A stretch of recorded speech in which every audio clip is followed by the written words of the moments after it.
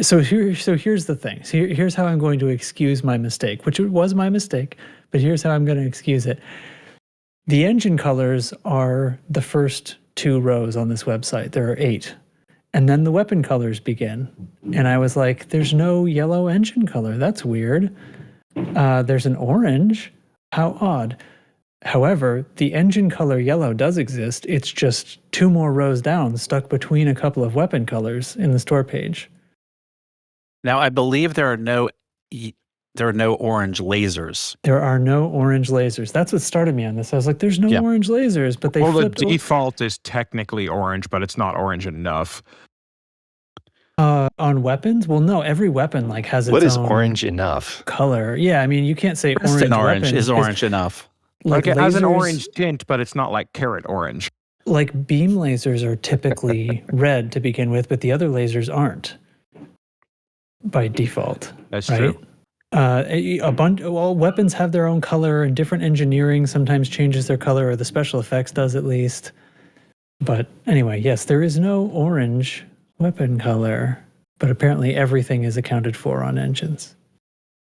All right. Well, we're obviously bursting with commentary this evening. This is looking good. How about we get started? Okay, I'll accept it. Sure. All right.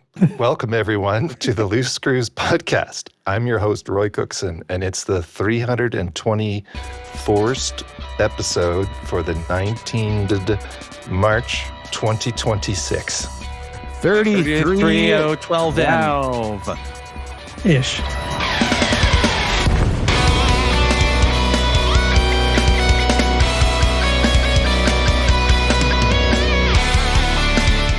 Ish. All right. This week, I'm joined by Commander Dr. Bloomingwind. Hello. Commander J.N. Trax. Howdy. And Commander Larkshade. Can a carrot be a missile? Yes. Okay, carry on. So it has been another interesting week with some interesting squadron activity and maybe the calm before the Thargoid zombie apocalypse. But first, let's check in with the crew. Commander Dr. Bloomingwind, what have you been up to? Hello. Well, in real life, I think the last time I was on this, I may have mentioned that my wife got a new job. Yeah. She tendered her resignation yesterday. Oh, no. Yeah, it's fine.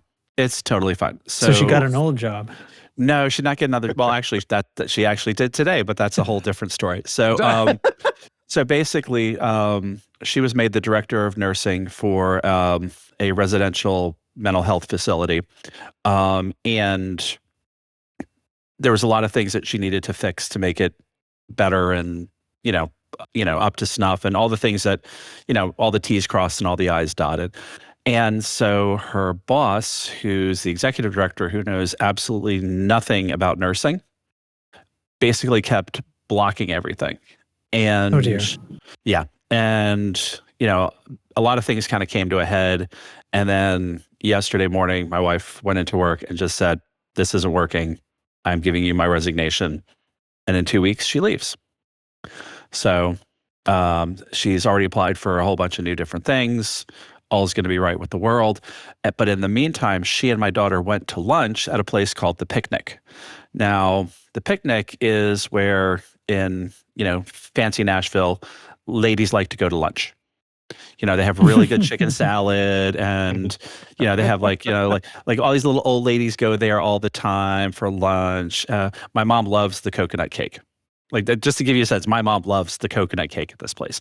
So anyway, so my wife, who has been going there for 25 years and actually gave CPR to one of the little old ladies one time about 10 years ago, oh my gosh, was sitting there and she said, "Do you have any job openings?"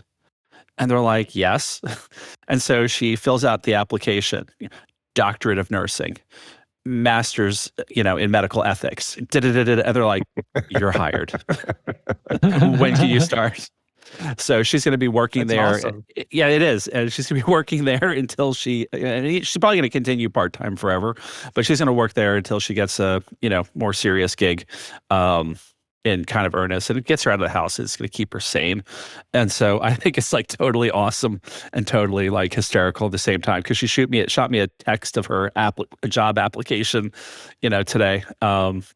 So there we are. And then in game, what have I been doing? I've been delivering rares for PowerPoint because I really, really, really want Cyto Scramblers and Pacifier Frags.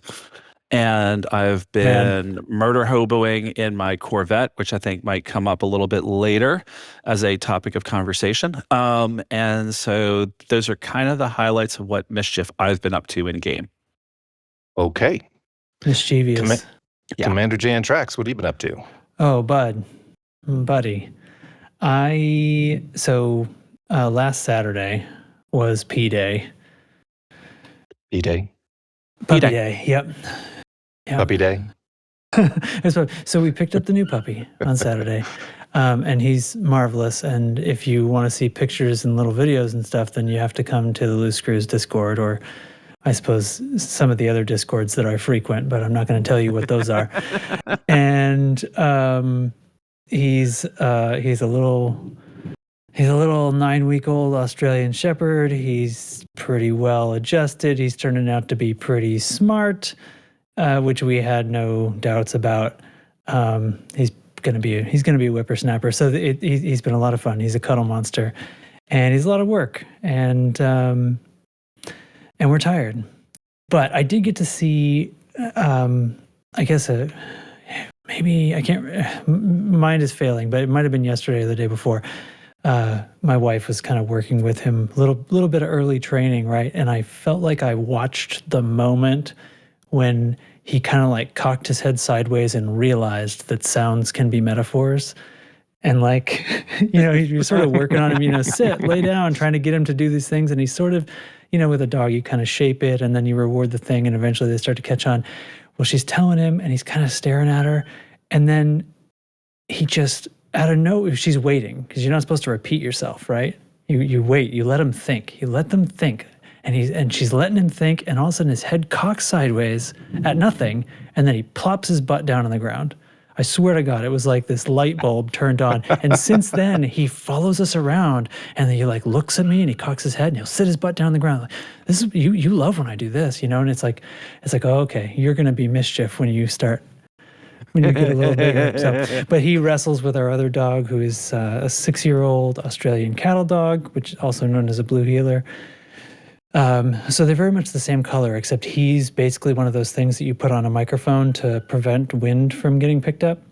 Called a dead cat, if anyone's in the business. And my other dog, the cattle dog, has like steel wool for fur. They're sort of like opposites of each other. That's very much a healer thing. My healer had that too. It was very cute. So they're like total opposites of fur, except they're the same color. They're both like brown and black and white and speckled gray and all this like merle color, right? So anyway, it's been wild. And exhausting. And I have not played at all since Saturday. In fact, I'm flying my spaceship around my carrier right now as I talk to you gentlemen. And so that's that. Oh, you know what? The craziest thing happened. I'm going to make this so quick, but the most ludicrous thing happened this afternoon, and I'm so upset. So I had to take my daughter to an appointment, and when we come out of the appointment, and I go to drive my car home, it's a Toyota RAV4 Prime. It is a plug-in hybrid car. So around town, like until you leave the city, get far enough out to leave the city, it's electric. Gas engine pretty much never turns on unless we take it on a trip. Right. Yeah. So this thing's ready to go. I've got like 40 or 50 miles on the EV. We're just going down the street. I go to turn it on, and it's like it acts weird. It doesn't turn on. The wipers slowly go up and down for no reason. The lights are doing all kinds of weird things. It starts telling me that the parking assist is not operational, and then the lights turn off. So apparently, this piece of genius engineering has a 12-volt car battery in the back, which is purely for when it needs to act like a regular car, right? Oh, boy. And that go dead? That battery apparently can die just like any age out, just like any car battery can. And especially with people who have these vehicles who do a lot of short trip driving and the gas engine never turns on, it can sit there and just weaken over time. And for some reason, it's not got any kind of trickle charging built in, even though it's got this giant fucking lithium ion battery that gets recharged every night. Oh my God. And can literally power this car for like 50 or 60 miles in good conditions. Did no one think to run a power and ground there? Jesus. This is reminding me of fleet carrier refueling. So do you have an outlet in the back of the car? Yes. Yes. Okay. I literally have a 1,300 watt outlet that I could trickle charge this thing on itself. I just have to bring my own fucking equipment. Jesus. That's exactly what you have to do. You get a Home Depot trickle charger, plug it into the outlet, and then connect that into a cigarette lighter if you've got one of those, or the 12-volt outlet, and it'll backwards feed the battery. So the charge then it'll charge itself. The outlet, because they put this little battery in the back because it's not really part of the engine. It's in the it's in the side, and the outlet is right next to the battery. Yeah, almost there you go. Like they you could fucking probably thought hardwire of this. Yeah. God, I'm so angry. So I'm sitting here thinking, like, not only could they have put a little trickle charger built into this stupid thing, they could have made it so that, like, I should have a breaker under the dash where this fucking car can jump itself. Like, unless I'm out of EV charge, there's no reason this should ever happen to me. I should be able to jump myself. Yeah. Anyway, that was very irritating, but I went back in the little place where we had the appointment, and what was odd is it didn't work the first time. I jumped it with a car. Somebody else was in the parking lot with me, jumped it, and it wouldn't take. And then somebody inside had like an emergency battery pack thing, and that little thing had like a boost button that like instantly drains like 50% of it in a matter of seconds. And my car really liked that. So it was like an SCO booster, basically. It was basically. It was like it was like boom, and I was like, holy shit, this must be those super capacitors I've heard about, because this thing like dumped. It's like a hardcover book sized battery pack, and it went from 100% to like 60% in about 4 seconds, and I was like, holy shit, don't put your hand on that. Yeah, but then it's the going to car be warm started for like the next hour. So I'm gonna go pick up a lead acid car battery for my fucking EV tomorrow. Anyway. So what I don't understand is that, I mean, I know you have like an electric motor that turns the wheels, like you have the battery that turns, why is it not turning the alternator?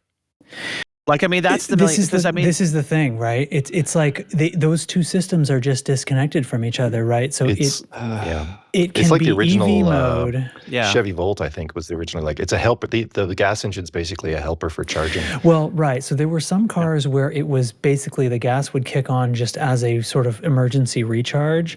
Yeah. This one is a hybrid car with a EV, like, I don't know what to call it. Like, it's EV at the start.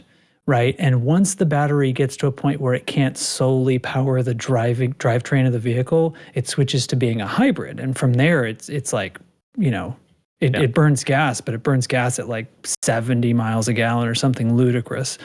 It's incredible. Like, the whole thing's wildly efficient, but I just never thought that you would build this whole thing and just not connect those two fucking wires for me, please. Where I thought you were going with that, and maybe it's going to be the next link in the chain to break, but your gas will go bad if you don't run that motor. If it just sits in it. Right. I mean, I think about it, right? But we do manage, there are times when we need to. Our other vehicle is a pure EV with like, 250 mile range. So like last weekend, we go to pick up the puppy. We went up to Columbus. And that's like close enough to the max range of our other car that I was like, nah, we'll take the RAV4. We don't want to, we don't want to have to think about stopping to charge basically on the trip. We want to just come straight home. Well, so I had just taken it on a trip where I needed to refill the tank, so. Well, here's the thing, that gas, it'll go bad. If it stays in there, it kind of doesn't matter how long you run the gas engine. It's how long did the gas that's there stay there. Right, how long since it turned over, Yeah, and but you can buy this, you probably know about this, the stable gas stabilizer. Yeah, then it'll last for months. Anyway, PSA for anybody else who's got a RAV4 Prime. Now, was your battery, like, did you have to replace your battery ultimately, or was just recharging it fix it? Well, jumping it got me home, and when I got home, I switched it to force the gas engine on. Yeah. Well, I did this on the drive home too, but I switched it and I left it in the garage, and just let it kind of sit there for like another 30 minutes or so. And I figure whatever, we'll see if it starts tomorrow or not. And either way, I'll just hop in the other car and go, this is an off-the-shelf battery. I'll just go down the street and pick one up. No big deal. Because I mean, we had like my Mazda, my wife and I went out to dinner a few weeks ago, maybe a couple of months ago at this point, and we got back to the car and my battery was dead. Now I got like 55,000, 60,000 miles on my car. So, I've had the car for about 7 years. And so I'm like, I guess, so again, this dude had in his car one of these super pocket jumper things like you just described, and it just instantly did the thing. And so I ended up, taking it to the local tire guy or whatever. And, he checked it. He was like, dude, I had to get a patch on my tire. Like a week later, I had like a nail because it's Nashville. And so anyway, so he's like, your battery's ass. And I'm like, it's due. And so in my case, it was like a, 7-year-old battery. So I just wasn't sure if your thing was, in part like, well, you needed a new one or not, but you might not. So I'm going to change it because I think the way the car works causes the batteries to wear a little bit, like because we routinely run it for months at a time without the gas engine ever starting. Like we could literally go a month without the gas engine ever starting, but we're driving it all the time. So it's still like turning on the accessory mode and stuff. I don't know why that relies. I don't know why it's done this way. And I feel like they could have engineered their way around it, but I'm going to swap it. It's 5 years old. It's not like a young battery, so I don't know, whatever. Mine straight up died at 5 years old. It wouldn't even do anything. I just had to get a ride to replace it. Burn a few dinosaurs every weekend. It's just a thing, I guess. Whatever. It's not like it's a super expensive part. It's not like it's the other battery that would cost like $2 or $3 grand to replace. Yeah. Okay. Well, let's go to our next caller. Well, that was supposed to be quick. Sorry. Let's go to our next caller on CarTalk. Lark Shade, you're on the air. Hey, everyone. Now, can you make the noise? Can you demo the noise for us? Which noise? I remember those guys. Lark's never heard CarTalk. Never mind. No. Okay. It's an NPR joke. You've got a car story. I know, Lark. So I even got roll that out. I'm at a place with my poor Rio where it's like eating gas. I know eventually I'm either going to need to just get rid of it for something else. It's paid off right now, which is nice. Or I need to just literally drop a brand new engine inside of it. And either one of those is going to be more money than I want to pay. So that's just where I'm at with it. But it still gets 45 miles a gallon, still drives like a trooper. That's impressive. Yeah. But like outside of worrying about that and doing way more research than I need to, because I'm vaguely interested in getting a truck, it's just been work in real life lately. That's it. In real life. Anything in game? No, I haven't been in game because there's been so much real life. Okay. I was debating about whether I would share this or not, but in real life, I'm actually going through the process to be tested to see if maybe I'm undiagnosed autistic or not. Because as I'm getting older, I'm finding certain things and coping mechanisms that have worked my whole life aren't working as well anymore. Just things feel like they're getting harder, and that could be one of two things. Either A, I'm just getting older and my brain's getting older, and so I need to change up what I'm doing. Or B, I'm undiagnosed autistic, and my brother is autistic, so the genes are there. So yeah, it's worth me getting tested. It's going to be a few weeks before I'll have an answer, but yeah, that's just been my life. This is the first time I've been back in Elite in like a week. Not going to lie. Okay. All right. Well, here's hoping for clarity for you. Yeah. Yes. Good luck with that. Context helps me immensely. So, let's see. Has your search for a truck been a clue as to the likelihood of autism or not? Oh, I would love to know the origin of that question. just sort of folks on the autism spectrum sometimes can get really incredibly locked in on a topic, and like they'll research the hell out of it. You just described the first 10 minutes of this podcast. Since we bought the house, to be honest. So yeah. All right. Interesting. Let's see. That For leaves me, you, Roy. yeah, the kids are back in college. And so we've returned to the quiet, empty nester lifestyle. Work's picking up. So I haven't been in the game much since the weekend. Over the weekend, I did do a fair bit of hauling stuff for the squadron. And actually, I think it's good that I've sort of taken a few days off. I think I was approaching a bit of burnout after the last 3 weeks' activities. So, Oh, yeah. well, speaking of activities, how about we go over to Dr. Bloom for the squadron briefing? Incoming priority message. Squadron Briefing.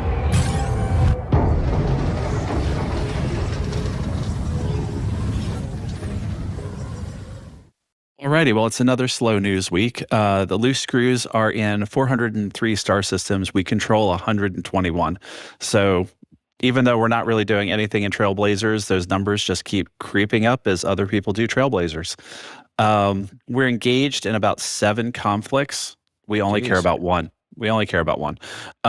There's a new war in Alexandrinus that is live. And also the states for all of the factions in that system are a hot mess. It's basically Calarum 2.0 for those who are in the know. And if you're not in the know, go back 200 podcasts and start listening. Chig's going to correct me on that one. It was close to that. It was close to that. Yeah. I was thinking that too. Yeah. And this time we have space CZs around. So if you like to fly your spaceship and blow up enemy ships in a space CZ, this is the war for you. The last couple of wars we had, there were no space CZs because we think that when they corrected the whole power CZs being canceled when a BGS war starts in the system, what that resulted in is that if there are power CZs active in a system, that you cannot spawn space CZs. Now that's Oblivious's hypothesis, and I think I summed it up correctly. Yeah, that's what he said last week. Yeah. I don't have a system to point you to, but I feel like 85% sure I've seen systems that had both at the same time. But I can't off the top of my head tell you, go look at this system and you'll see. But I'm skeptical that it is that simple. I know that some bug was happening, but I'm skeptical it's that simple. But I think if the war is already going on and then the space and the power CZs then spawn, they're not gonna disappear. But I don't know. Timing was part of it. Yeah, I don't know. Yeah. So if people know anything out there, or observe, see if you see something, say something. We're happy to explore this. So that's what's going on there. And then we're expanding out of the NLTT 2969. That is a Yong-Rui stronghold system. So that one tends to burn a little bit brightly. And then as far as states of interest go, there's civil unrest in Alexandrinus, there's civil liberty in 7A, and there's a boom in Qama, and Cephei sector MC-VB 2-1 is in both bust and lockdown. So some of those systems, there's things to do, markets to exploit, and others there aren't. But that's all we got on the BGS. So I say lockdown only happens if you've really pushed the crime over the edge. That's a rare thing to see. Yeah, that there's something interesting going on there, and I don't know what. So, because I've been living in Alexandrinus pretty much all of the time. Same. Yep. All right. Well, let's go over to the short PP report with Lark. This is the short PP report.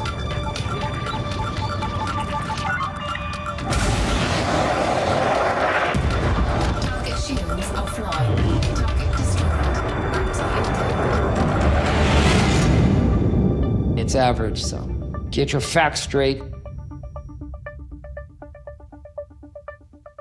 Well. It is cycle 72, and the thing reminded me just now that I'm doing the power play report, so I had to stop in space on the way to a conflict zone. Once again, it's Cycle 72. 400-ton relics have had full effect this week. There's been movement all over the place.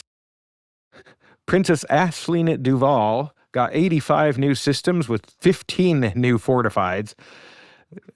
Our boy LYR, while not getting as many systems, picked up 70 and added 6 new strongholds.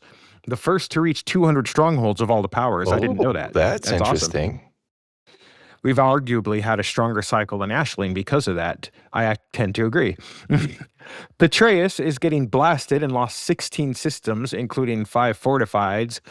That just reinforces my idea that the Empire is doing a joke to see if they can force Petraeus out of the game or not. And it's getting super... I have no evidence to back that up other than Petraeus's large fall. Just saying. And things are getting super tight between Archer and Antal, with Antal maybe being able to pass him in a few cycles for 6th place. Kane is also right behind them and could overtake Archer soon as well. And I hope both of them do and wish them the best of luck. Okay. One thing to add, I believe, did relics go back to 400 tons, or I know they were at 400 and they went down to 16. I think he meant that the impact of the relics were truly felt this week. So the relics had been up to 400 tons and then now had gone back down to normal status quo. Okay. But for a while there, they were at 400 tons, which isn't 600, but still more than enough to make a difference. Yeah, for sure. Yeah, and I was all over that on the weekend. So I think it went away sometime on Monday. So. Yep. All right. And let's thank you, go Kruger, over for that. And that is the short PP report. Yes, Kruger 5, always on the spot with this report. So thank you for that. Yeah. And now we have some riveting dev news from Commander J Antrax. Oh, guys, is everyone sitting comfortably? I'm ready. Let's do this. So there was this launcher update, you guys. You guys heard about Say this? more. The Elite Dangerous launcher? Yes. It's this thing that when you Was launch that on the game, roadmap? it pops up. I think that was on the roadmap. All right. So they've, on Wednesday, that was yesterday. There's a launcher update. Is that true? Was it yesterday? I feel like I have no sense of time right now. I feel like Yes, yesterday 18th of March. Yeah, 18th of March. 18th of March. Holy crap. Okay. Yeah. So look, there was a new launcher update. It's supposed to fix a bunch of bugs. So our venerable leader, Roy, has handed me this news item, and I am going to say to everybody that I have been using the open source Elite Dangerous mini launcher that somebody made literally years ago. Back when they first switched the launcher to this new format where it has the splash screen full of advertisements for the cosmetics and stuff. Yeah. And it added an extra click and was a little slower than the previous launcher. And so somebody made this mini launcher that's basically just a little text line and self-closes when it's done launching. And that thing's still going strong, everybody.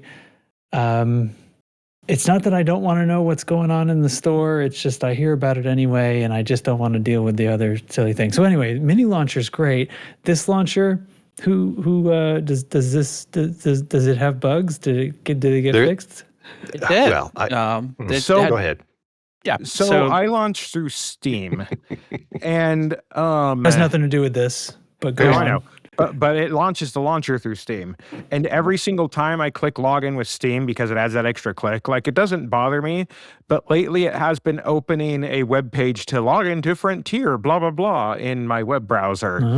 And that never did anything. It just 404'd after you tried the login there, and then it would work anyways.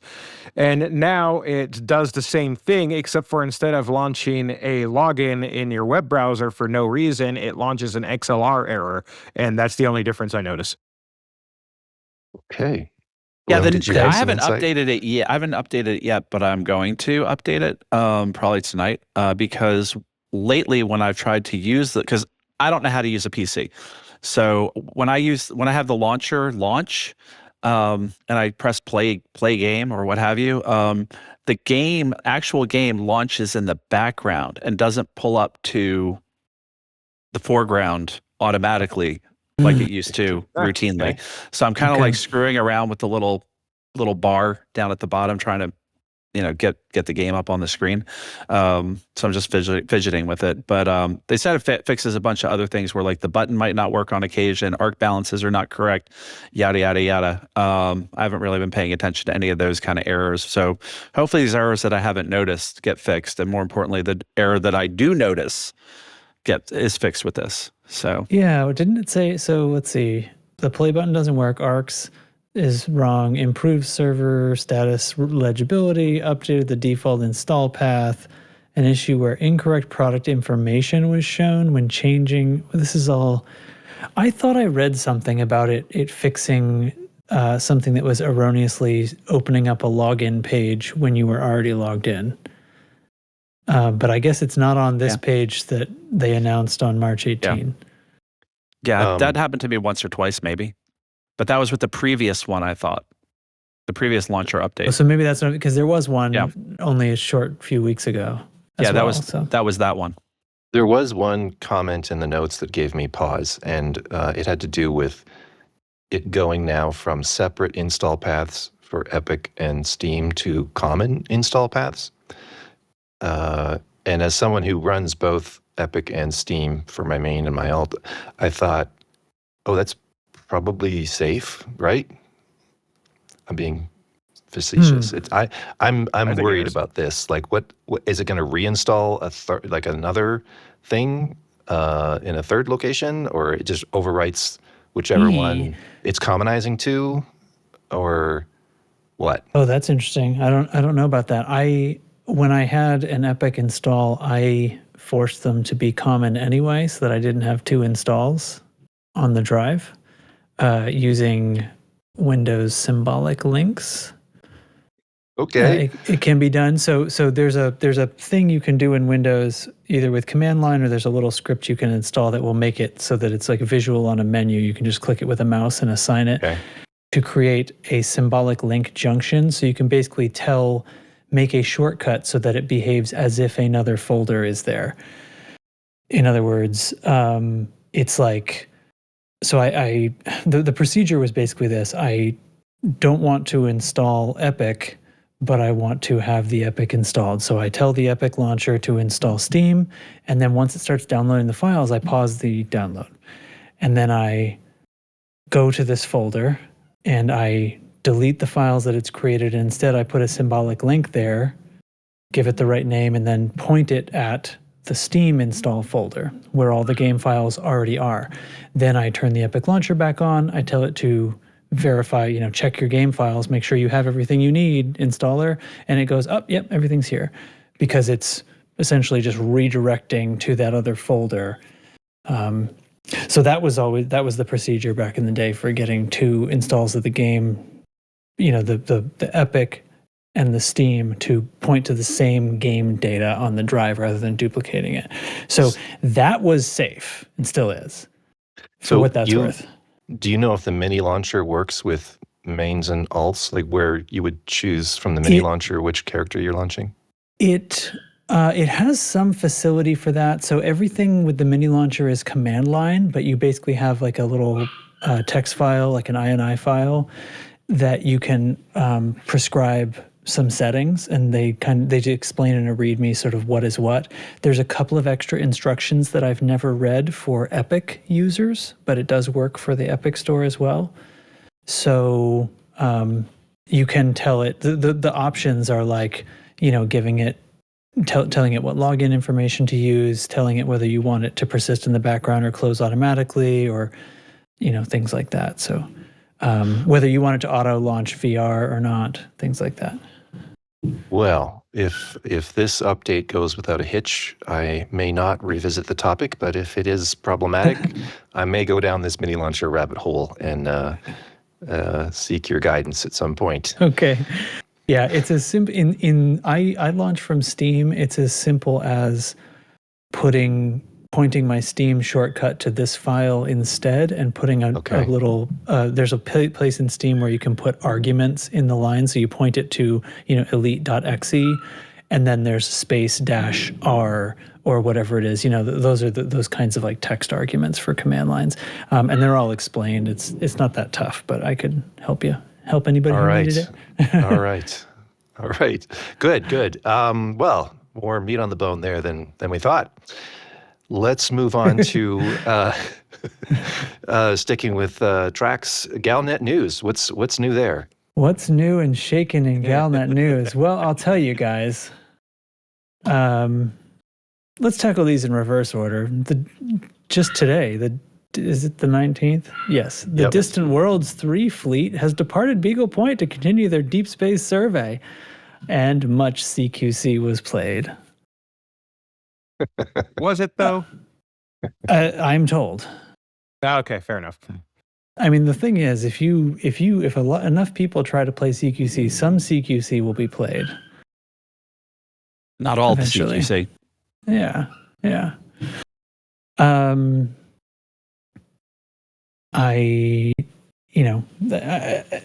I'm not out there.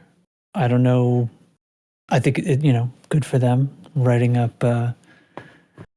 this stuff up in Galnet. And Look, there are a lot of people out there. There are a lot of people out there. I sort of feel like I'm not, who am I talking to? Because they already know. But anyway, the news is there. Okay. But then back on the 17th, viral wellness trend spreads beyond entertainment circles.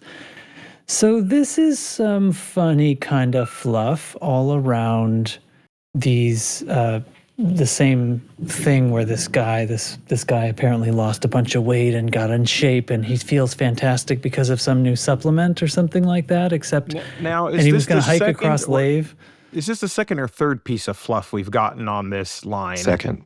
Is it the second? Who did they interview? I guess that was a different thing. That was about Lexi October. Yeah. Okay, Yeah. so that's different, or at least we don't know for sure they're connected yet. It's all mushrooms to me. The first, your first thought is mushrooms because that was the recent thing, but then we caught a few other kind of opinions on YouTube, and it has been brought back into my attention that the Thargoid pod people that are all running free in the Alliance are all still there. So I tend to agree. It's not impossible that this is related to that. It is. They make a particular point to saying how these people feel, greater clarity, motivation, resilience, and similar terms, often without explaining why, and they don't seem to have a central point that it's radiating from, or a cause, or a patient zero, or any kind of connection to each other whatsoever. Or so we're told. So, have any of you watched Pluribus on Apple TV? I have. Not yet. I had that thought as well. So this is a fun show that you should check out, and we'll definitely not do spoilers of it because it was quite good. But the main conceit of it that happens right at the beginning and isn't that much of a spoiler is that there's a virus that causes everyone to become a hive mind. And they're all thrilled.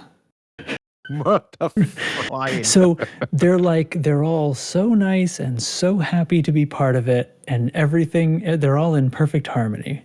And in the show, the reason that this is a plot is because there's like one person that it doesn't work on.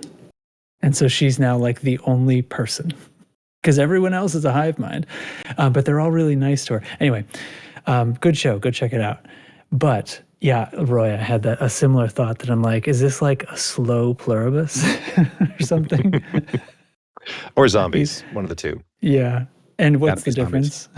Yeah, maybe. Violence, I think, might be the difference. Yeah. So is operations going to be shoot all the damn zombies? There might be some special missions in the Alliance. For the record, I'd be Saying. okay with that. I'm fine shooting Alliance people just because they're annoying. But Whoa. Jeez. All right. Gosh, still someone felt comes like and sides. We're taking sides. Bloom just blows them away. Yeah. I still feel like it was within the plausibility that this is pointing to something to do with operations, as in like the special powers or temporary things you could use to boost yourself or something during these operations, any of that. But So buffs. none of the language is kind of going that way. It's more just because I know operations is coming. So, Well, I would like to pick up on something actually that Alec brought up on Lave this week. He was trying to remember something we had talked about when we were looking into the language of some of these Galnet news, and a correction, I guess, that would redirect towards where it actually came from. It didn't. The analysis we were talking about that had something to do with mental abilities, and we were questioning what does that mean in a gameplay sense for operations, didn't come from the first Galnet news about this influencer. It actually came from an earlier Galnet news about the genetic study of radicoida. And the exact phrase in that article said, it contains a compound which improves physical performance and reduces thinking time in laboratory mice.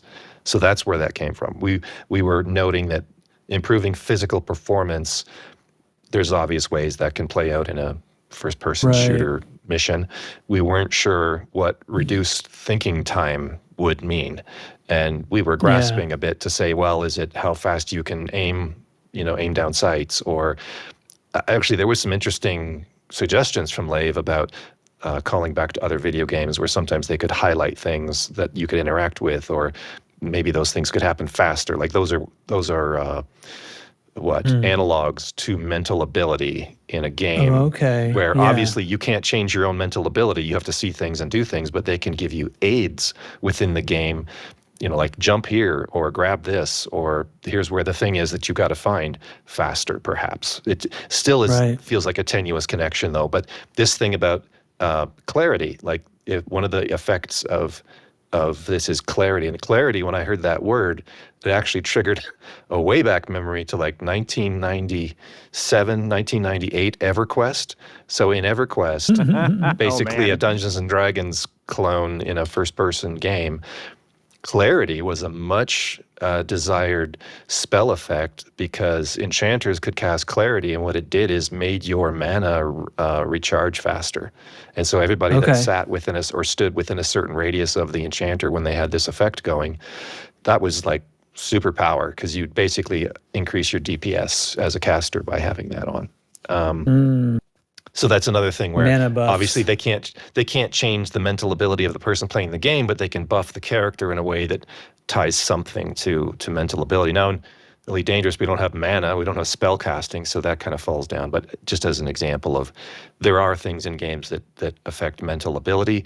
They've come back to it now again in this story. Still not really clear what it might be, but it's definite that it seems interesting that they keep bringing up things other than just physical enhancement or resilience.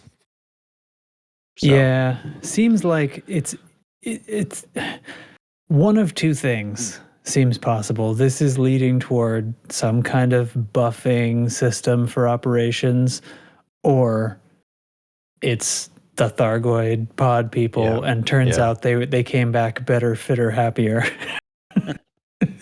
The Thargoids were trying to help us the whole time. The Thargoids improved everyone's lives. Well, and maybe now they can coordinate in large groups through a mysterious connection. So maybe. Okay. Well, let's shift gears here now into our discussion topic. Last week we talked about ships with soul, the ships we love for reasons that go beyond the build. And for this week, Commander Larkshade suggested an interesting follow-up question, which I'll expound upon here in various ways. But if players get attached to older ships in ways we talked about last week, for example, should Frontier give them retrofit paths to stay relevant, or is being outclassed just part of healthy progression? I'd like to go around the crew on this, and since it was Lark's idea, I'd like to give him the microphone first. Lark, when you say what you brought up as the question, what were you picturing, and maybe along with that, what problem are you actually trying to solve? So the problem I'm trying to solve is everybody flying the same things. That's just boring to me. I'm sorry, it just is. And the the thing I came up with is there's so many ships and some of them are still so good, but not compared to the newer ones. And that got me thinking, well, what if they didn't have to be as good as the newer ones? What if they could have modules that give them buffs to certain things that lets them get within like 80 to 85% of how good the new ships are? Like just making a direct comparison, the Corsair and the Crate and Python Classic, just as examples. Like, what if there existed and this is just me spitballing, but what if there existed a module, like for thrusters, for instance, because we all know how maneuverable and fast the Corsair is, that you equip this optional module and it's like a Mark II thrust enhancer, just as throwing the name out there. And it gives you like a 25 to 30, however many percent of buff that ship would need to make it perform within that like 80-ish percent range as good as its newer competitor. You see what I'm saying? Not get it right there, but get it close enough that the skill and piloting between them is what makes the difference instead of just who's flying the newer ship. That's what I'm trying to get at. Okay. Well, let's go around the crew here. What's your gut reaction to Lark's idea? Is this a healthy way to keep older favorites relevant, or does it create more problems than it solves? Who'd like to go first? I would love to go first because I've been thinking about this problem for a while. So I was doing a whole bunch of assassination missions in my Corvette. I love my Corvette. When you need to kill every last motherfucker in the kill zone, it's got it's the most efficient. RPG rating. Keep going. Yes. Well, I'm kind of an R-rated guy. So anyway, when I was doing these assassination missions, I had a few where I had to go 100,000 light seconds away from the main star. And I really missed the SCO. So I threw an SCO because I had a couple double engineered SCOs from, in my Corvette. And I mean, between the heat and some other things, it was just really not helpful.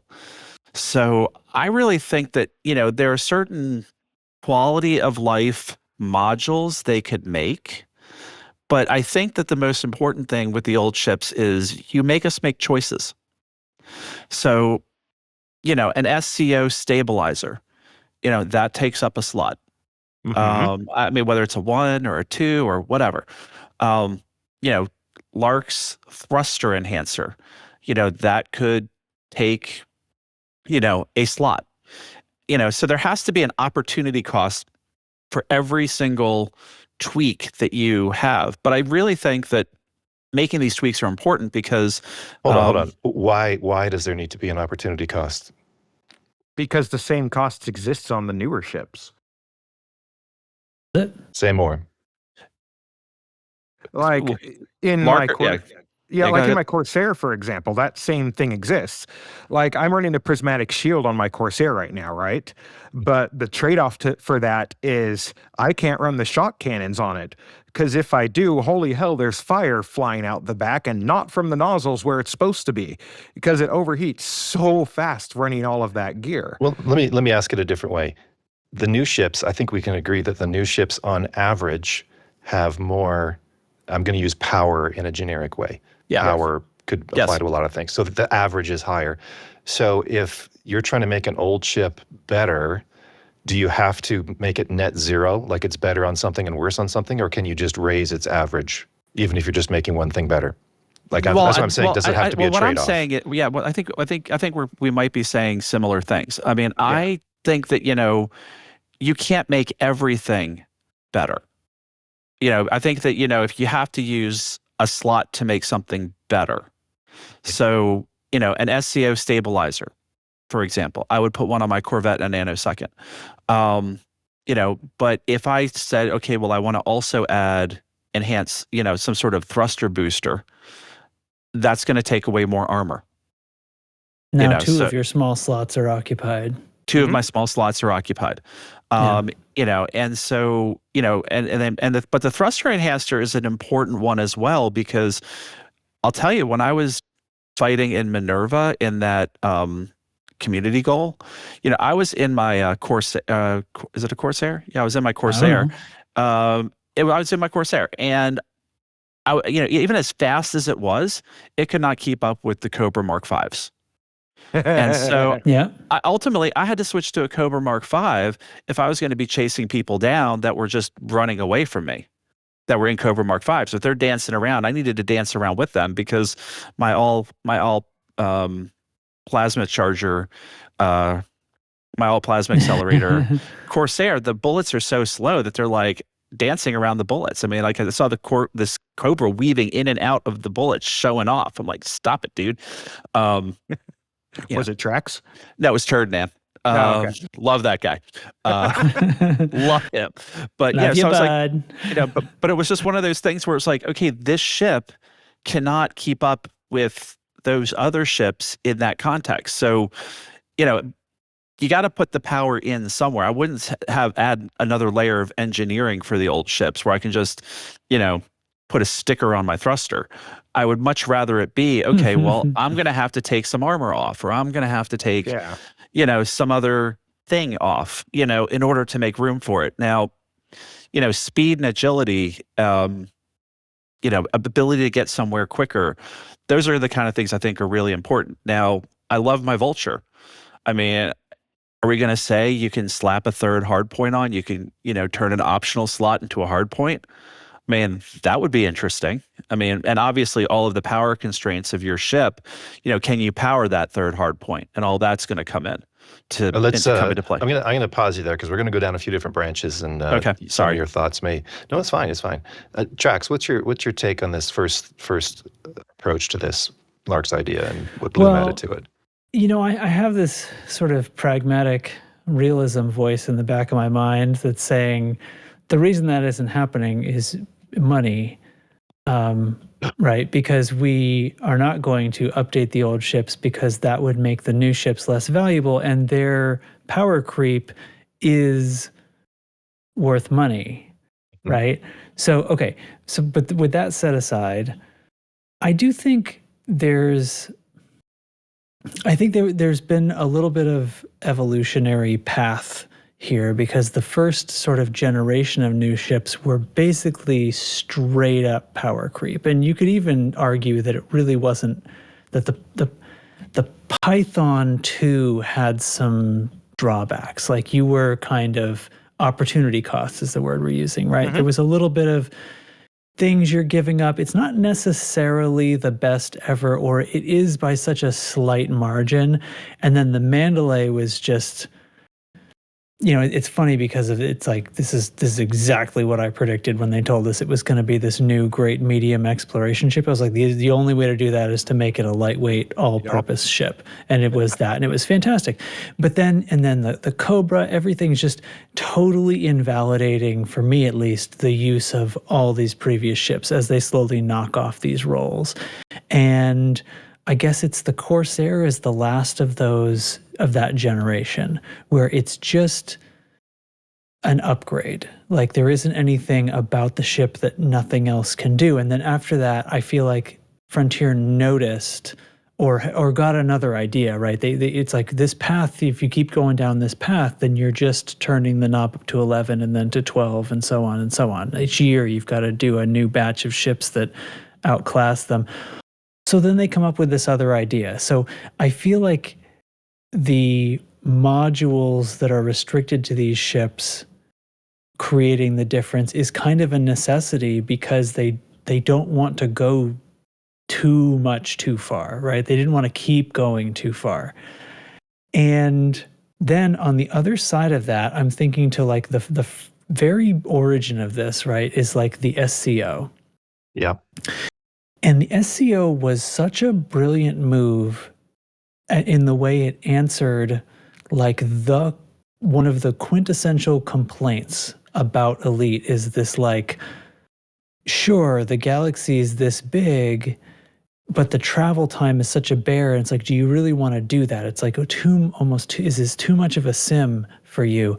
And the SCO so amazingly created this system that fixed it while adding gameplay. And much praise than still due to it. But then the new ships come along, and right away they're like, well, this one is optimized, so it doesn't have the SCO downsides. And it was variable per ship. Like the Mandalay is ridiculous in fuel consumption, but not quite as fast as some of the other ones. The other ones are faster, but they can fuel, but it's every one of them is like not even close to how rough it is in the old ships. So you've taken away a big chunk of what was clever about this SCO thing because you've made it so easy. And so I kind of feel like the SCO drive optimizations, I should say, specifically went too far. Like it's too smooth in these other ships. And that's the main problem. Like I almost feel like the other ships are in a fine place. And if the new ones were like a little better or something, but they weren't, but it was still a bit of gameplay. Like I sort of feel like let me ask a broader version of what I think you're leading to here. Is new ships are clearly stronger, especially as you've pointed out with SCO stability. So how close do the old favorites really need to get? Do they need to be almost as good, good enough, or just distinctive enough that people still want to fly them? I think if you're asking my opinion, the old ships I don't want to fly at all. Full stop. Like and it's not because of SCO. Like I don't mind the bucking and kicking that much, although I'm sure it would be a pain if I found myself in that situation where I needed to go 200,000 light seconds to kill a bunch of people in a Corvette, right? Or exploring into secondary stars all the time or something. Yeah, but that's not because that's, maybe it's my gameplay in particular, although you are talking about a combat situation, aren't you? So, but I just don't, that doesn't bother me because I like the gameplay aspect of that. It's just that they're just plainly not as good. Like they're just plainly surpassed by the new ships for every role that I could possibly take them out in. So I'm just never climbing back into them. Now I have two excellent small ships that I love to fly. There's just no chance that, I'm sorry, Vulture, you were awesome and I had many good hours. It doesn't diminish what the Vulture was. It's like I still had all these great memories and fun time playing it. It's kind of like, buying a piece of equipment and then being disappointed when a new version comes out. It's like, well, no, you got to use that for however many months or years before the new one came out. Let me ask this, and feel free, the rest of the crew, to jump in as well. Should every ship stay relevant somehow forever? Every ship, no. Let me finish. Sorry. Should every ship stay relevant forever through some mechanism we're going to discuss? Or is some obsolescence actually healthy for the game? So I think obsolescence is healthy. I mean, I'm going to I agree. Put that out there. I mean, I think that, the universe is not a static universe. I think that allowing ships to become better over time allows the game to become, in certain ways, a new game over time. It's, just like, this is, 3312. This is not, 3005 or whatever it is. And the ships we're flying now are different than the ships that we were flying then. They've improved with engineering, and now the designs of them are, for lack of a better way of putting it, quote unquote, better ships than the ships we had. Now, that's not to say that you have a sentimental old fool like me who listens to vinyl, who wants to have who wants to get a classic car that doesn't have a computer in it, where I have to change my own oil and have my white wall tires or whatever. There are people that enjoy those things, and there are certain ships that are old that I think are going to stay relevant if the gameplay, allows them to stay relevant. So, for example, I've got a I got my anti-Xeno ships. It's a Crate Mark II. I don't suspect that I'm going to build a new anti-Xeno ship. I'm probably going to dust that one off and use it because, it's perfectly good against that game loop, unless there's a reason to build a new one for whatever reason. Full agree, up to and including that I also listen to records. Yeah. Lark, were you going to add something to that? Yeah, something I forgot to mention earlier when I initially brought this up is my idea behind these modules to maybe not keep those ships relevant, but just relevant enough that people who like to fly them still can, and at least compete with, if usually lose, to the current generation ships. And my idea behind it was that each individual one of those modules, like whatever you can imagine that would go in an optional slot to help buff your ship up, would only be available for arcs. Like forever? Because that keeps the cash pipeline open for them. And like pricing wise, I would say make them half the cost of what one of the new standard version of those ships are. Okay, well, hold that thought because we're going to come back to that. Play to lose by less. Yes, exactly. Thumbs So down. if Frontiers, let's say Frontier does something to smooth out the weaknesses of older models, do we think they're just preserving beloved identities, or are they flattening out the quirks and compromises that gave some of these ships their character in the first place? Like, does it start to become vanilla, where every ship is kind of the same because the differences between them start getting erased? That's true too, though. I didn't think of that. I think it's what you offer them. Yeah. Mm-hmm. There's a kind of FOMO, I think, that happens with old ships where, and it's very one-sided right now, where whatever loop you're playing, even if you liked the older ship for some reason, it feels less fun if you're going to go use the tool that works worse for the job. Exactly. You know, especially if you're in a group activity and other people are counting on you to do something, it's hard to justify using the old ship. It bears mentioning the Federal Corvette is, I think, the only ship that actually isn't replaced. Fair, yeah. I think that might be the only one. And to your credit, like having mentioned this before, that's while a large ship, a very specialized ship. It's a combat ship, and maybe that's why. So if it gets replaced, it would do well to get replaced in this new style where it has a specific module, and that's what's going to make it. Yeah, that's what's going to be used to push it over the line instead of just the other thing. But I'm not into stylistically. I'm not into large ship combat, and that's why that's not getting flown by me. Not because it's better. There's some other ship that does it better. It's that I just don't do that thing. So come the new whatever eventually replaces that role. Who knows? Maybe I'll fly a large ship. Well, with the number of ships still left to be released this year, I think it's a fair chance we'll see something in that bucket. So let me pivot this a little, because maybe the answer is not just buff the old ships or leave them behind. One thing that Frontier seems to be doing with newer releases, as we've mentioned here, is giving them narrower, more specialized strengths. So maybe the more interesting question is whether older favorites should catch up by becoming better all-rounders or by becoming more extreme versions of themselves. More extremophiles. So what if the answer is not to make older ships broadly better, but to let them specialize harder?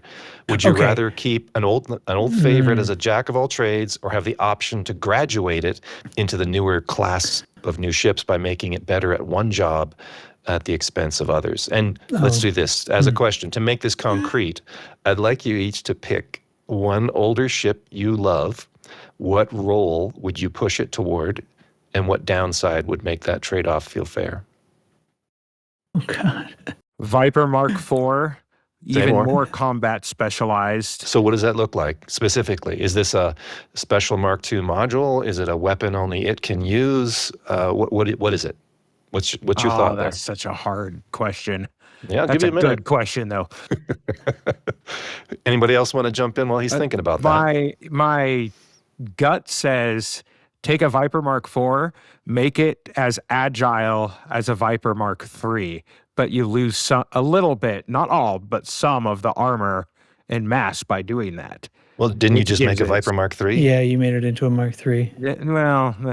Keep trying. Keep trying. Okay. I got a good idea. Let Trax go. Let's see what he got to say. I got a good idea because going back to what you said, like the old ships are for the large majority of them very well thought out and balanced. So I don't think like modifying them is a great idea in the whole. I mean, maybe that's just my opinion or whatever, but like I don't think that's a path here. And I in many ways I think the new ships are likewise very well thought out, you know.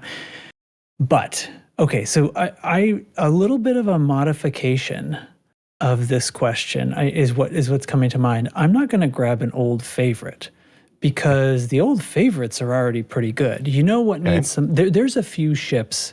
This is a little bit following on to what I was thinking in my head while I'm listening to your conversation from last week. There are some ships in this game that got shit on, like the Adder.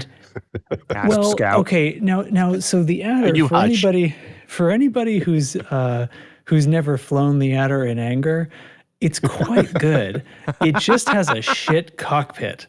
That's the only thing wrong with the Adder. It is like it's essentially a clone of an Imperial Eagle with some more versatile internals. Yeah, I don't know if there's a ship. I don't know that there's a.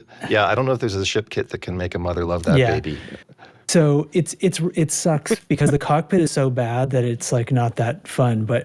But done up, I managed to anyway have some fun with it one day. But anyway, okay, no. But here's the thing. So a bunch of ships that got shit on. There are some that are so well balanced, and you guys mentioned many of them.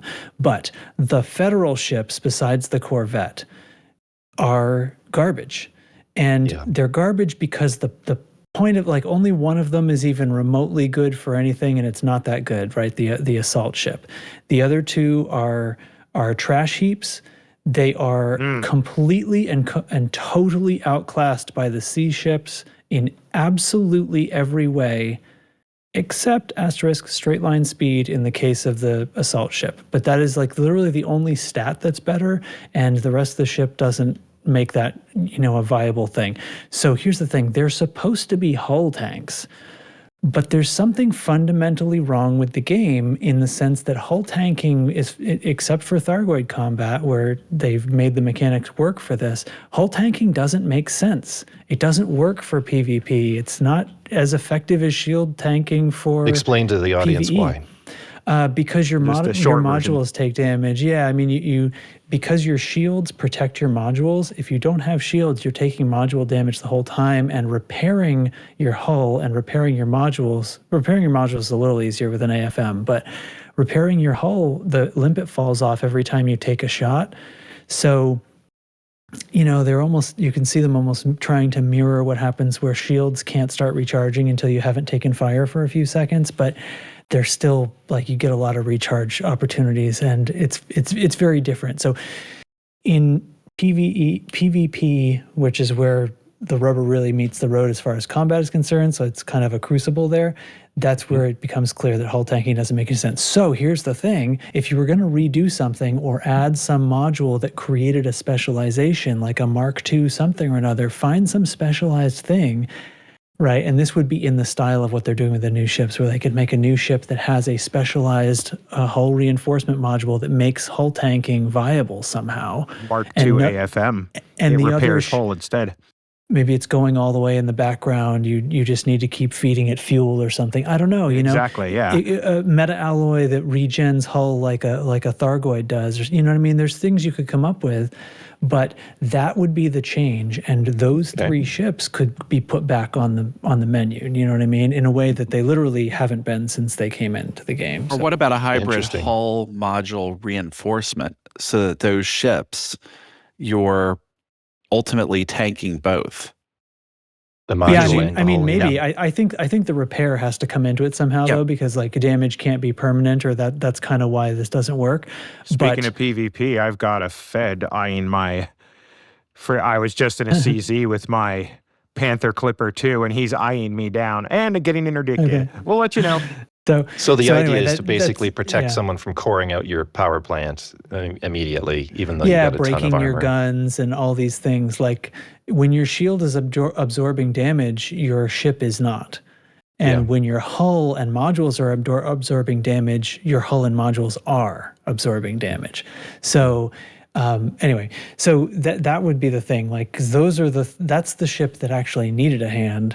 And it flows, I think, with the style that they've been going for, with some kind of module that adds something that can't be put onto other ships. So I don't know, if you were going to reach back and save something or give a lift up, that's what needed it. Sort of like in the way that like the Salvation Guardian guns, they did a redo on all 3 of those guns, like a modified version. They made Gauss worse, right? Because Gauss didn't need help. Gauss. Yeah. Oh, I was going to train myself out of saying Gauss. Anyway, for the listener who pointed this out, and I totally agree the whole time, the Gauss cannons did not need help. They didn't get any. They correctly buffed the other 2 guns. So this is anyway, that's my thesis. Good. No, that's great. Bloom, do you have a thought on a ship you would pull out of the archive and somehow specialize with a module or a weapon or a feature in the same way we're doing the new ships? I think with the Corvette, getting back to that, if you were going to try to make it competitive, the ways you would make it competitive is to enhance the thrusters so it could get out of the way a little bit better, make it a little bit more maneuverable, and move a little bit closer to a medium ship than a large ship. Alternatively, you could just put a size 5 gun on it with all of the consequences that could come with that. Okay. That's interesting. And then, with the Imperial Cutter, that's been made obsolete essentially by the Panther Clipper. Right. I would love to see a community goal similar to the community goal that they had for corrosion cargo racks. Now, there was really very little use for corrosion cargo racks back in the day. No one was really engaged as to say, hey, we got to have every single size. But I'll tell you, if there was a community goal where for each tier, it unlocks a human tech broker that you could basically, unlock or buy these cargo racks from. And like each size cargo rack that would be one of these engineered cargo racks, being able to put, bigger cargo racks onto your Imperial Cutter would be really great. Okay, so push it more into that it's role. a ship that flies. It's a ship that flies a hell of a lot better than a Panther Clipper, and I haven't done the math to figure out like if you maxed it out with engineered cargo racks, not the Mark II cargo racks that are unique to the 1.5 times ones, but the 1.5 times ones, and they had a community goal where you could unlock per tier each size, and then those sizes would then go into tech broker. So sure, you'd go on a whole grind to unlock them if you wanted to unlock all. He got me. Thanks for the update. That was a Go on, long Bloom. fight, and he has the Fed whatever those flat cannons are on his Kestrel. I'm Nice. shocked I lasted as long as I did, but that thing's a tank. Good crap. Yeah. Anyways, carry on. Good game. Yeah, and whether you just unlock them or you have to, each one you buy, you have to buy it for a whole bunch of mats. I don't care. I think either one would be fine, but I think that would be, a community goal that I think the entire galaxy would participate in. And I think that it would, revive the Imperial Cutter, so to speak. Yeah, one of the roles I see for that ship is a blockade runner cargo ship in a way that the Panther Clipper can't really do. Yeah. Especially if you're getting into, for example, 600 tons of something at a time. That's a kind of sweet spot where you have enough internals to armor up as well as have some speed and have 600 tons of cargo. And Cutter, I think, does that better, or could do that better with more of the special racks. So that's interesting. Yeah. Lark, did you have any more thoughts on a ship you would pull out of the archive with some specialization to it? I would say no, I'm here. My idea is, it just, when I died, it took me to a detention facility, even though I have 0 bounties and stuff. I'm confused. You shot back. It was probably power play, so they didn't get a bounty for shooting you because they're the controlling power. They shot power first. play. F yeah, them. but they don't get a bounty because they're the controlling power, because power Okay, play that's and fucking crime and broken then. punishment is Sorry. connected in a broken way. Not just broken. Interesting. Fucking broken. Interesting. Yeah, that sucks. From the guy that doesn't like to swear. Anyways, Okay. the only Now thing we're I can R-rated. think of, No, the only thing I we're can think already of is like Track said the federal ships, bring them back up to what they're supposed to be. I also would think of the ASP Scout, because if you look at the model, it does have a couple of areas where there's clearly 2 more small hard points that they never gave it. And in my opinion, give it those freaking small hard points. See what it does. See what happens. Okay. All right. Next, and we've been dancing around this a bit. If Frontier decided to act, what's the least bad way to do it? Direct buffs, retrofit modules that take up a slot, or some kind of limited engineering extension? Thoughts? My opinion, best way to do it's modules. Why? It's the easiest way to change the math in the game. They're already set up for that.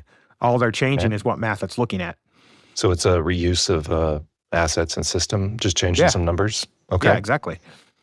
All right. Anybody else You have a stick thought it on in. this? You stick it into the story, so it can be something like, oh, I don't know, what am I talking about? They just buffed the shot cannon without so much as a Galnet article. But anyway, Right, if you wanted to do it something more severe, like do the Fed ships, you could be like, oh, well, the Kestrel blah blah blah, thing went so well, and we're gonna start deploying this to all of our navies, and we learned some things, and we're going to XYZ about lightweight armor on these other ships and make a new module that only fits federal ships or something. Because I think the conceit here is it has to be a module that is restricted somehow. Otherwise, you're buffing all ships instead of just the ones that needed it. Right, and so you're saying there's merit in having it fit in with a lore in a current story. I mean, I'd like it. They've definitely shown that they can do either way. They can do it one way and they can do it the other way. So I don't know. Okay. Bloom, do you have a thought?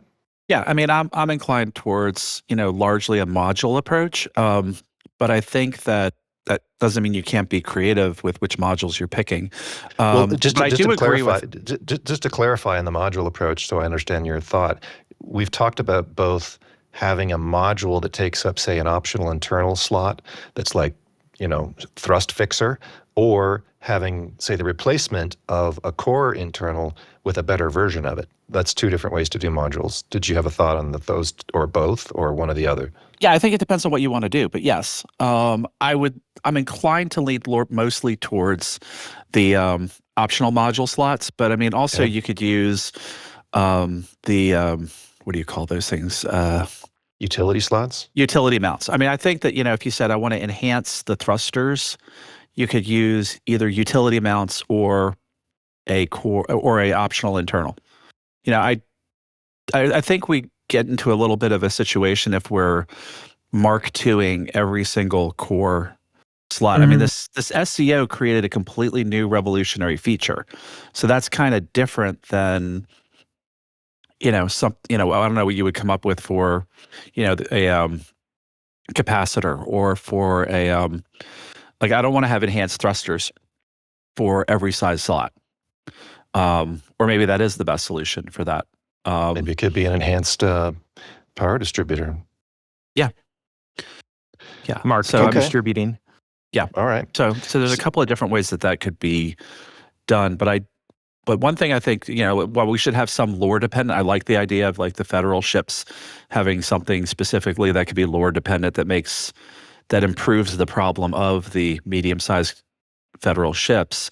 I also think that other things should be universal. Like, I mean, I'm going to keep harping on the SCO stabilizer because I really want an SCO stabilizer for my old ships, but that should be universal. That shouldn't be, okay, well, only Zorgon Peterson's got one. Okay.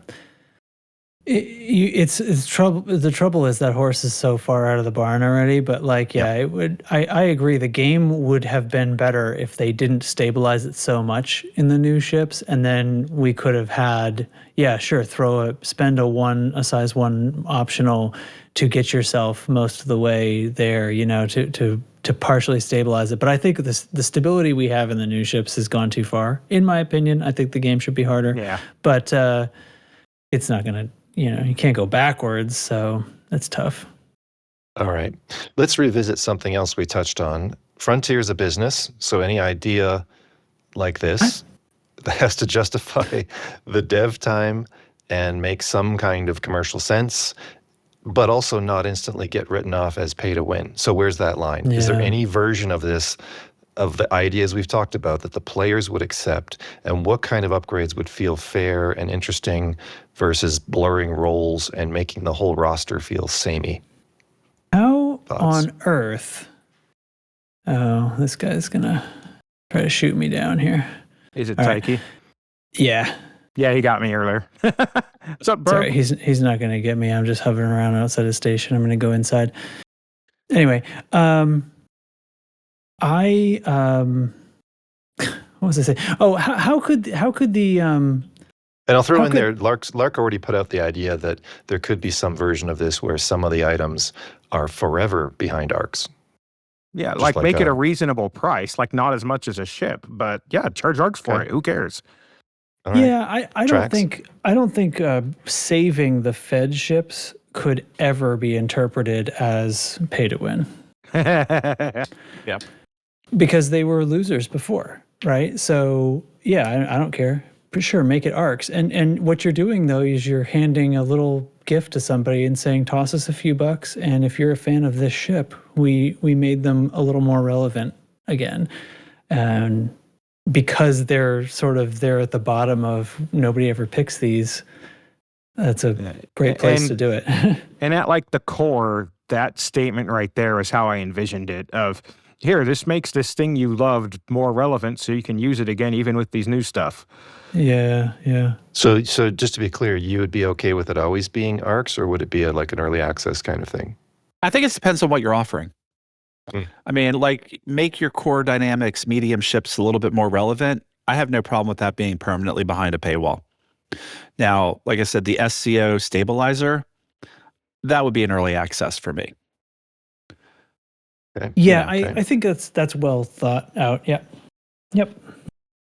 All right. So here's the closing question. If Frontier happens to be listening, what's one thing you'd tell the CEO and the devs to do with older ships that you think would be great for players, realistic to build/program, and still make business sense for Frontier? Who'd like to go first? Oh, geez. I don't know if I can hit all those. Start I don't talking. think You can any of work this- your way up to it. I don't think any of this makes business sense for Frontier. They should keep concentrating on Like, their honestly, new ships, yeah. and they should, as much fun as it would be to make the Fed ships relevant, that's not where they should be going, and it wouldn't be a big moneymaker for them. So you don't think that, so just to unpack that a bit, you don't think they could, because they could always charge enough to make it worth it, but you don't think you think that would be too high for people to go for? You don't think those lines would cross? If it was priced so that it was valuable to them, it would be not valuable to us, and it would be a small audience. And I don't have an idea of exactly what would work even. Like, I don't know if it's possible. So, I mean, what game mechanic would they come up with? I think that sounds really onerous. Come up with an idea that's as clever as SCO. Go. I mean, like I've posited kind of a triangle here where it's like, fast, quick, or good, pick two. Right. Because the other corner of the triangle here is realistic to build. So you could say, well, if we wouldn't have to charge as much if we could reuse enough existing mechanics and just turn knobs on things. And then that'd be great for players and we wouldn't have to charge enough. So are you then saying you can't make the sea ships good enough because there's too much programming work? Because you're kind of implying that by saying they'd have to charge too much. Well, okay, so maybe the good idea is something along the lines of like a meta-alloy hull, and it could be a more universal thing. Maybe it could work, it could be a more universal thing, and it would improve the Fed ships into relevance because it would make hull tanking relevant, and maybe the penalty is that like shields don't work with it or something. Okay. You know what I okay. mean? So something really severe, like you have to go a completely different direction with your build, but you have like a self-regenerating hull that you have to feed, grass to or something, I don't know. Or And- meta-alloys. Grass. Or meta-alloys or something, but something onion reasonable. And if it was universal, then it could be worth that. That sounds like it would be not insane because, like, you know, a feature of a regenerating hull, I don't know, it exists on a Thargoid, so maybe that brings it slightly closer to reality. I have no idea what dev time looks like on something like this, though. So, All right. you know. Bloom, Yeah. Bloom, you just got in the elevator with the CEO. What's your pitch for the Corvette? How are you going to make this work? Yeah, my pitch for the Corvette. I mean, I would just tell them to make a new module if they want to have it in early release, or if they think it would be something where it would be worthy of having permanent sale, like a permanent sale. They have to price it low enough that people will pay for it. What do you think that price is? I mean, I don't know. I mean, like 2,500 arcs. Oof, is anything that cheap? Nothing's that cheap, but I think that a lot of the stuff is overpriced. More than I really an early do think ship, but less than a stellar is where you're landing. Yeah. Okay. Yeah. Lark, you still running with your original idea, or have you modified that? Yeah, I think through this discussion? having something like that just be available for ARCs, personally, I think is fine. So what's your close the circle here? What's your pitch? What's your idea? Oh, my pitch to oh, this is so stupid. My pitch to the CEO is, my TISM latched onto the Viper. Please help me. Okay, so you want a Viper to be better. What are you asking for? Literally just optional modules.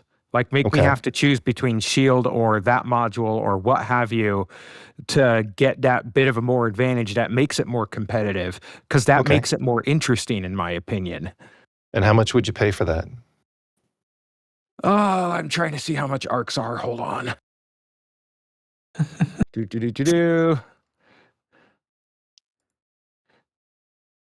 Honestly, I think like a module like that should go for about 8,000 arcs. That's like $5. All right. That's like, who cares money, but it's still money. And it's money that people would throw at them. And I think enough people that it would make a difference, that it would help. It'd be worth it, personally. All right. But I'm biased, so what do I know? Does anyone have any thought that they didn't get out during this discussion that they'd like to bring up now? Anything What else? about you, Roy? Yeah. Yeah, Roy, what about you? You've been too quiet. Well, I think that I like the idea of some modules. I'm not averse to there being a new version of a core module. I think you brought up an interesting point, Bloom, about the utility mounts, because we have there's an existing analog for that in game. If you think about shields, you can boost your shields either with a utility mount or an optional internal. I do think that any of this has to reuse existing mechanisms. But I think what we've talked through, especially with the hull tanking, I think that's a super idea. One thing I would like to see, if I was going to bring a ship forward, if I had to pick one, I'd go back to one of my favorites, which was the Diamondback Scout. And maybe this would extend to the Diamondback Explorer as well, but the whole stealth thing. Like, can we make a module that actually makes this thing drop off radar, and that's its special ability? Mm-hmm. That becomes the stealth ship of the game, for example. So heck, it doesn't even need to go all the way invisible. Make us use a black paint or something. Well, you could. I think all you'd really need to do is turn up the knob on what already exists in the game, which is the ship drops off radar if its heat is below a certain level and it's at a certain distance and it has a certain cross section. Like that formula is already in the game. Yeah. So that's something you could tweak a lot to really make that ship invisible. So that would be my vote. All right. Thank you, gentlemen, for an engaging discussion. We're now going to go over to It's the community corner. Here's where we pretend we have friends. Lark, you're up. Oh, right, that's me. All right, sorry. I was looking at outfitting. On the community corner, there is out a YouTube video called Large Player Instances Made Easy in Elite Dangerous by Siegfried Origin. The link to the YouTube video is in our show notes. It also uses something called the ED Wing Helper, which is available on GitHub. A little program that I heard Alec talking about this morning when I was listening to Lave on my way to work, that basically helps make a checklist for you of, okay, this guy is in the wing, now he's in the instance, okay, now he gets out of the wing, and a guy fight this guy. It helps you organize all that so you don't have to do it in your head, which I think is just delightful. Also, the Rainbow's End station is now on live in Rufio ZE-H D10-0. It's DS3. I haven't been in the game to. Yeah, I haven't been in the game to look on the map. Where is that? They said it's the farthest from Seoul now. I have never been that far. That's how far. But what direction? What clock number? If you were using an analog clock, or I'm in the bubble, so let me pull up the galaxy map. Like 1 or 2 o'clock. Copy, paste. Oh, we're scrolling across the galaxy.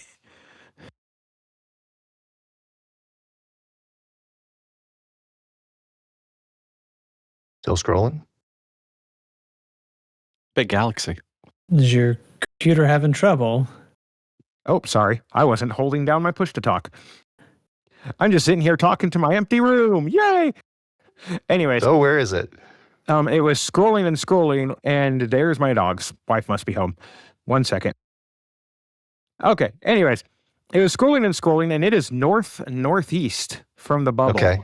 Like it's just east enough that you wouldn't go through the center of the galaxy, but you would go along the edge of it. Okay. All right. And it is, dang, that is really far out there. I think only Dubs and Chig have been out that far. Okay. All right. Good to know. Something to strive for on the next expedition. So they didn't trailblaze a system out there. No, they God-handed it. There was a community goal. Okay. Yeah, there was a community goal for Deep DS3, and it was something about putting a station out there somewhere. And I think this is the station. I mean, I don't know if they have any more in store, but at least that one is, somewhere way the hell out. Now, I was commenting in the Discord earlier, it would be really great if perhaps they consider flipping on the Trailblazer switch at these stations. Mm-hmm. Mm-hmm. Now, because I can tell you, it would still be a Herculean task for folks to get materials out there to get the beginnings of, trailblazing. Because usually with trailblazing, what you do is you try to build systems that you have like a triangle of pretty much everything you need. I mean, there's some exceptions. There's a couple things that you can only get like in an imperial system, and you actually have to be in the bubble to get. But by and large, you can build a pretty self-sustaining series of 2 or 3 systems to allow you to have everything you need that you can just really build a nice baby bubble out from it. Where we're located, where New Screw Space is located, there's a couple of systems that pretty much 2 systems I can get everything I need. Now, Volt's been working on trying to have, Loose Screws homegrown systems that have everything we need. But in the meantime, I have these 2 places, these three stations and 2 systems bookmarked, and I just pretty much move my fleet carrier over about 80 light years and load it, and then bring it back to New Screw Space when I'm building. So, I mean, I think that it would be the initial turning of the flywheel that would be a very cool, monumental effort by the people who want to do it. Yeah. But, once this stuff gets built, it then could be self-sustaining. And that's one of the things I think is really cool about Trailblazers, is that you, with understanding the mechanics and having the right systems nearby, you can have pretty much everything you're looking for. It should also be noted, this specific system where they God-handed that station in, it is actually pretty far below the galactic plane. I wouldn't say it's extremely low, but it's definitely down there. So, like, even getting it started from there to make that mini bubble, that would probably end up being the bottom of that bubble where it was founded. Because you can go a little bit further, but really the only way to go is back up into the galaxy. I wonder if there's even anything within 15 light years of it. Just by eyesight, they're pretty sparse out there. Like it. Yeah. Yeah. That might be the end of that story right there for now. For now. Yeah. What else we got in there, Lark?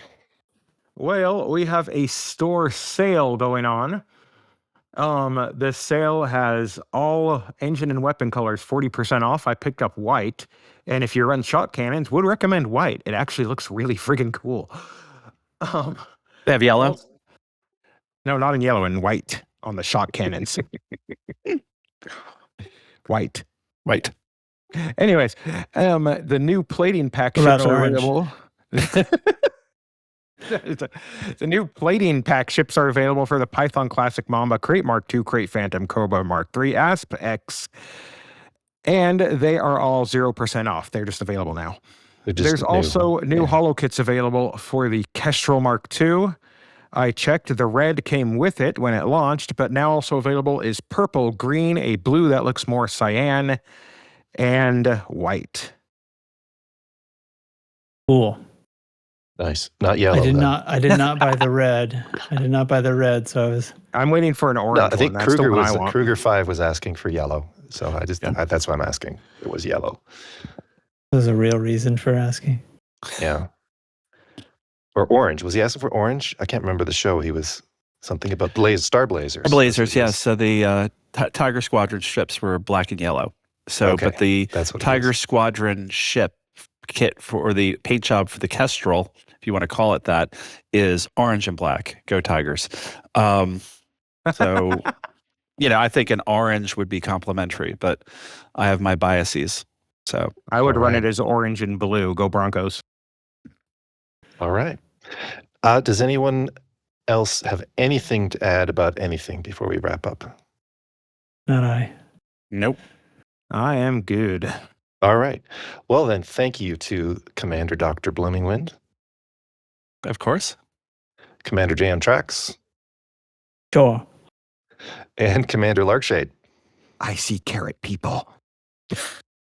Thanks, Roy. Thank you.